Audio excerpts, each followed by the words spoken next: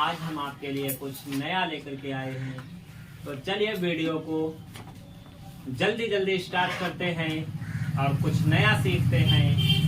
Video ज़्यादा लंबी ना हो इसलिए सीधे टू द पॉइंट एसटीडी पर बात करते हैं।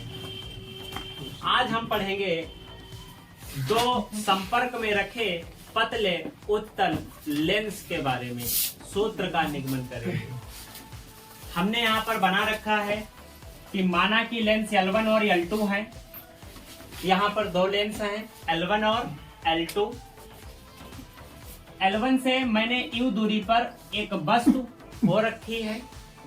जो O है वो वस्तु है जिसकी दूरी U है लेंस L1 से।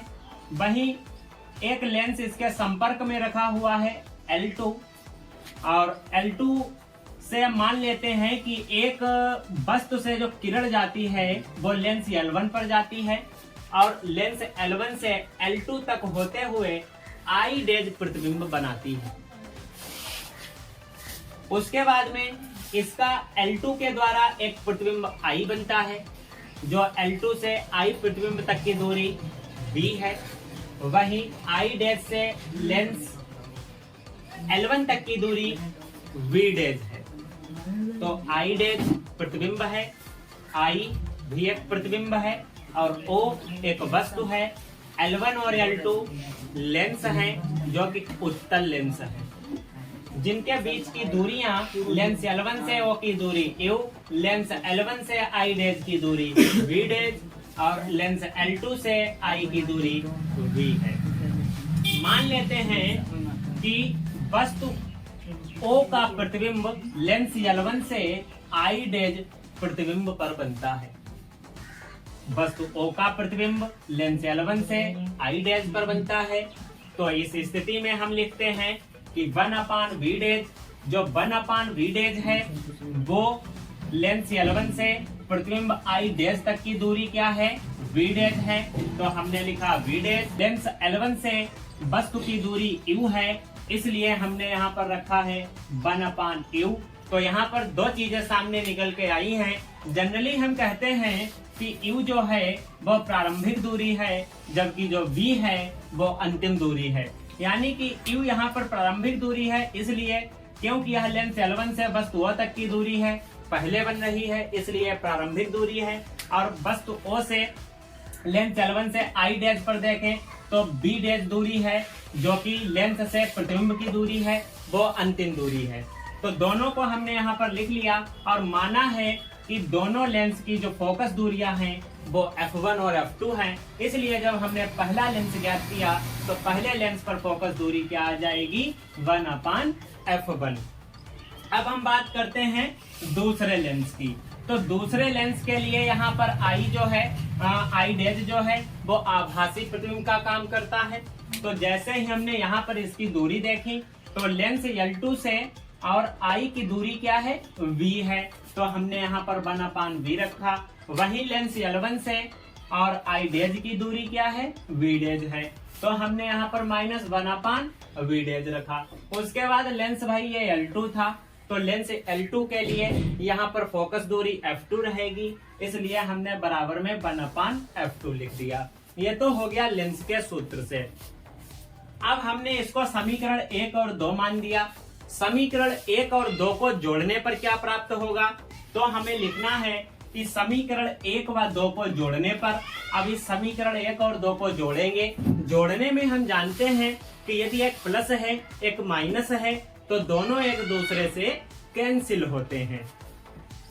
तो यहाँ पर 1/V डेज और इधर वाली समीकरण में -1/V डेज है। यानी कि एक प्लस की है तो दूसरी माइनस की है।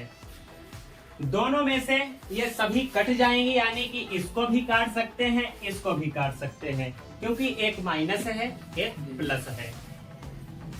वहीं अब हमने जब इस समीकरण को जोड़ा है तो अब हम जोड़ करके इस समीकरण को लिखते हैं। तो इस समीकरण में पहले 1/V है तो हमने -1/V लिख दिया। उसके बाद में माइनस तो माइनस लिख दिया। उसके बाद में 1/Q है तो 1/U लिख दिया और बराबर में एक समीकरण में 1/F1 है तो दूसरी समीकरण में 1/F2 है। ध्यान रहे बराबर का पार्ट एक तरफ जोड़ना है और बराबर के दूसरी तरफ का पार्ट एक तरफ जोड़ना है। दोनों को हमने जोड़ लिया और समीकरण बना ली 3। यदि इस लेंस की फोकस दूरी f है, मान लेते हैं कि यहाँ पर ये जो लेंस थे दो L1 और L2, कौन से लेंस थे? L1 L2, इनकी फोकस दूरी क्या थी? एक की f1 और एक की f2। मान लेते हैं इन दोनों के लिए फोकस दूरी क्या है? इन दोनों के लिए फोकस दूरी f हो। जब इन दोनों के लिए फोकस दूरी f हो तो फोकस दूरी के सूत्र से हम जानते हैं कि 1/v माइनस 1/u बराबर 1/f होता है जब लेंस उत्तल हो। तो हमने इसको समीकरण 4 बना दिया। अब यहाँ पर हम समीकरण 3 में समीकरण 4 का मान भर देंगे। यहाँ पर देखिए 1/v माइनस 1/u दिया गया है, तो जो 1/v माइनस 1/u है, इस यहाँ पर हमने वैल्यू बना रखी है 1/v माइनस 1/u की, क्या है? 1/f है। तो वही वैल्यू हम यहाँ पर ये पुट कर देंगे 1/f बराबर 1/f1 प्लस 1/f2। अब इसमें जो 1/f आया वो तो इसकी वैल्यू यहाँ पर डाल दी। उसके बाद दूसरी समीकरण में 1/f1 प्लस 1/f2 था, तो मैंने उसको भर दिया। अब यहाँ पर इसकी क्रॉस मल्टीप्लाई हो जाएगी। क्रॉस मल्टीप्लाई हम कुछ इस प्रकार से कर सकते हैं। तो सबसे पहले हमने लिखा f1, उसके बाद में हमने लिखा f2 हो गया प्लस में, उसके बाद f1 और f2 हो गया। जब हम 1/f को f में कन्वर्ट करेंगे, फोकस दूरी में बदलेंगे, तो तुरंत ये पलट जाएगी समीकरण, यानी कि क्या हो जाएगा? f बराबर f1 f2 बटे f1 प्लस f2। तो समीकरण सिद्ध हुई। वीडियो अगर अच्छी लगी हो तो लाइक कीजिएगा, शेयर कीजिएगा और साथ साथ में हमारे बेल आइकन को भी प्रेस कीजिएगा, जिससे कि समय समय पर आप हमारी सारी वीडियोस को देख सके। धन्यवाद।